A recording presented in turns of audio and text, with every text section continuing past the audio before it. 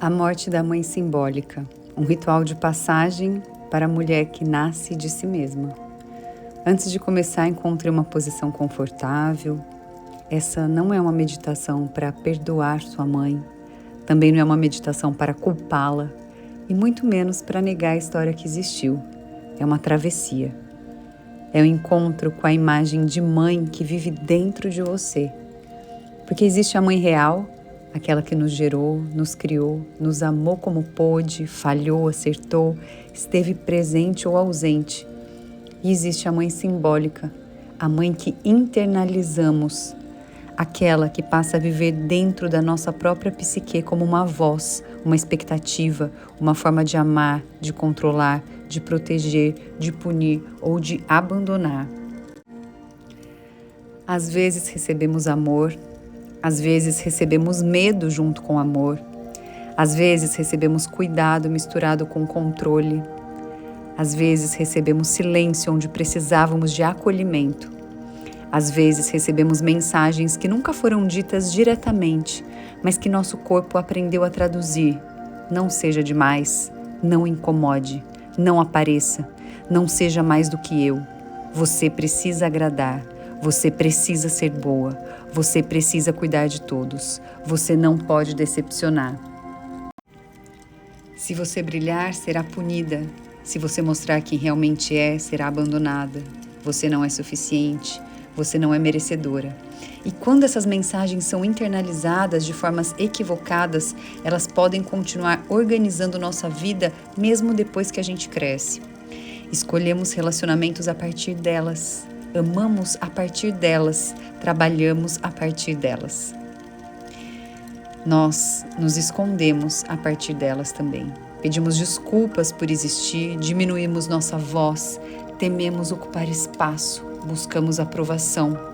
Tentamos ser indispensáveis para não sermos abandonadas e muitas vezes chamamos isso de amor.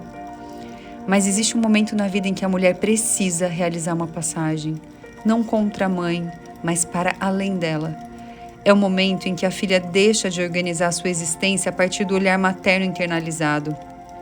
É a morte simbólica da filha obediente.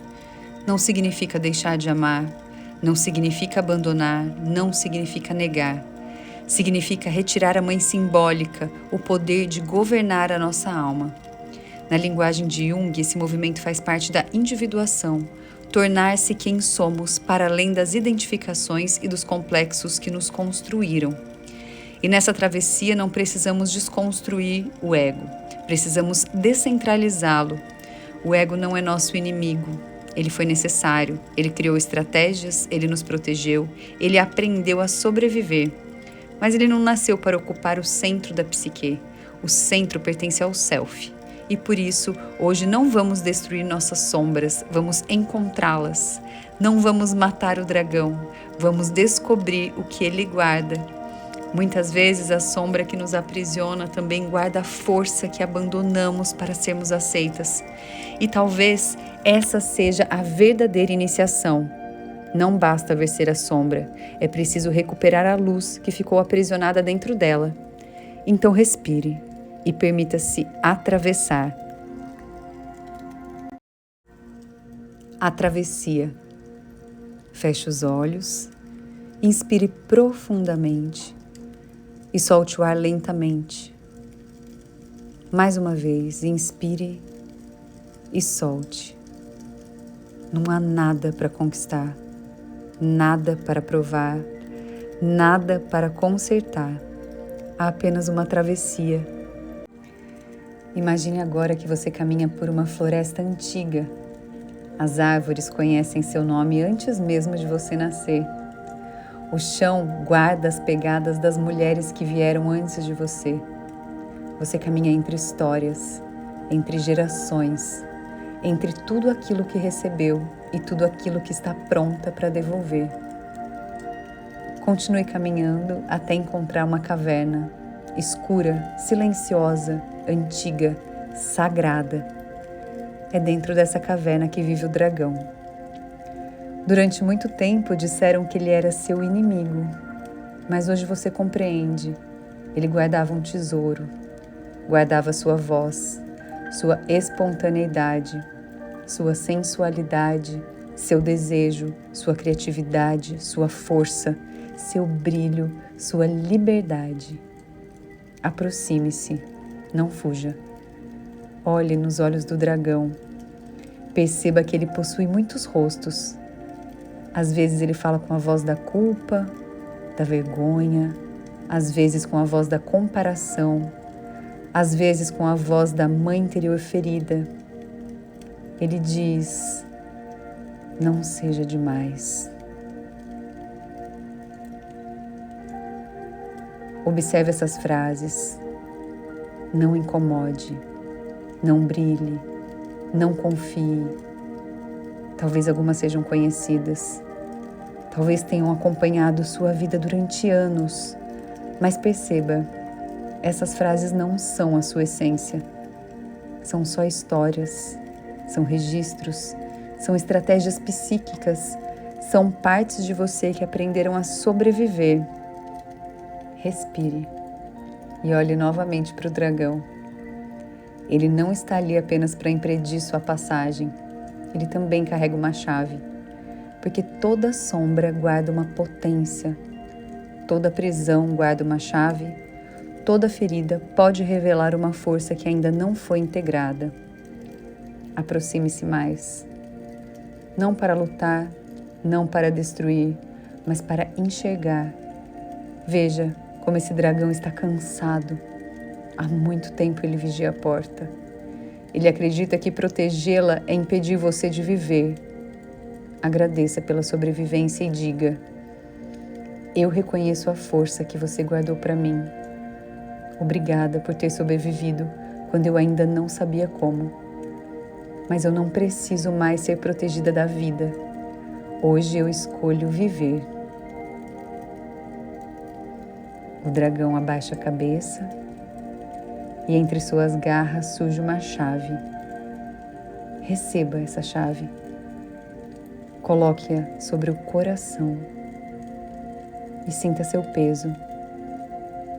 A chave nunca esteve escondida, você apenas ainda não estava pronta para segurá-la. Agora olhe para a prisão. As paredes começam a se abrir e você percebe algo. O cativeiro não estava apenas do lado de fora. Ele também existia dentro, nas crenças, nos medos, nas lealdades invisíveis, na necessidade de aprovação, na tentativa de ser perfeita, na sensação de que precisava ser boa para ser amada, na ideia de que precisava desaparecer para pertencer. Hoje você não precisa mais viver assim. As portas se abrem e você finalmente atravessa. E do outro lado existe uma criança. Ela é você, a filha obediente, a menina que aprendeu a agradar, a menina que percebeu o ambiente antes de perceber a si mesma, a menina que aprendeu a não incomodar, a menina que talvez tenha acreditado: se eu for boa o suficiente, ninguém irá embora. Aproxime-se dela. Não tente mudá-la. Não diga que ela deveria ter sido mais forte. Apenas sente-se ao lado dela. Olhe para os olhos dela e diga: você não fez nada de errado. Você fez o melhor que podia com aquilo que tinha. Você não precisa mais carregar o peso de manter todos felizes. Você não precisa mais merecer amor. Você pode existir. Abrace essa criança e perceba: ela não precisa morrer. O que precisa morrer é o papel que ela recebeu, a identidade construída sobre o medo, a filha que precisava pedir licença para existir, a filha que precisava permanecer pequena para pertencer. Hoje morre a filha obediente e nasce algo novo, a mulher adulta. Agora diante de você surge a figura da mãe devoradora. Não da sua mãe humana, mas o arquétipo. A mãe psíquica, a mãe que controla, que absorve, que define, que invade, que não permite separação, que diz silenciosamente: você é minha, você precisa de mim, não vá tão longe, não seja maior. Talvez você perceba que essa figura também nasceu do medo, da escassez, da sobrevivência, daquilo que foi transmitido de geração em geração. Você não precisa negar sua história para deixá-la e deixar de repeti-la. Você não precisa odiar sua mãe para se separar dela. Você não precisa perdoar antes de estar pronta. O perdão não é o centro da travessia. Se um dia ele vier, poderá ser parte do processo. Mas hoje existe algo anterior, a consciência, a diferenciação, a liberdade, a escolha. Faça uma reverência, não a prisão, mas aquilo que você aprendeu através dela e diga: eu reconheço você, eu reconheço a história que me trouxe até aqui. Eu honro aquilo que foi possível e devolvo aquilo que não me pertence. Eu retiro de suas mãos o governo da minha alma. A figura começa a se afastar, não porque foi destruída, mas porque deixou de possuir autoridade sobre você. A mãe devoradora não precisa morrer, ela precisa perder o trono. Agora olhe ao redor. O antigo castelo caiu. As paredes estão ruindo, há escombros por toda parte. E você percebe que liberdade não é apenas destruir a prisão, é descobrir o que faz depois que ela cai. Pergunte ao seu coração: o que eu faço com os escombros? Respire e escute. Talvez você perceba que cada pedra pode ser transformada. A pedra da vergonha torna-se dignidade. A pedra da culpa torna-se consciência. A pedra do abandono torna-se presença. A pedra do medo torna-se coragem. A pedra da rejeição torna-se pertencimento. A pedra do silêncio torna-se voz. A pedra da obediência torna-se escolha. E com os escombros daquilo que morreu, você começa a construir um templo, o seu próprio templo, seu próprio corpo, sua própria vida. Agora perceba uma presença atrás de você. É uma mulher. Ela se aproxima. Ela conhece todos os seus medos, conhece suas sombras, conhece a sua história e não vai embora.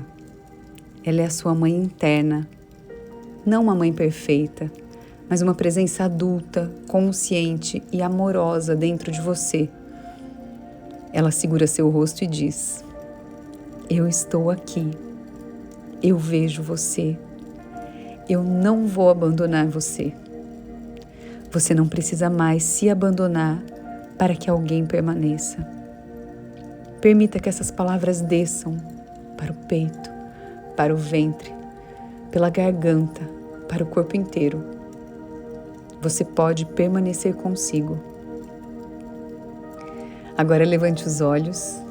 Acima de você existe uma luz dourada, profunda, silenciosa. E você compreende, essa luz não veio de fora. Ela sempre esteve dentro. É você, sua alma, seu self, o centro mais profundo da sua psique, o seu jardim interno, a totalidade, que é maior do que o ego. Observe agora o seu ego, a parte que precisou controlar, aceitar, agradar, ser perfeita, provar o seu valor. Aproxime-se dele com compaixão e diga: obrigada por tudo o que você fez para me proteger. Eu reconheço a sua importância, mas você não precisa mais conduzir sozinho a minha vida. Veja o ego retirar lentamente a coroa. Não existe derrota, não existe humilhação, existe alívio. O ego compreende.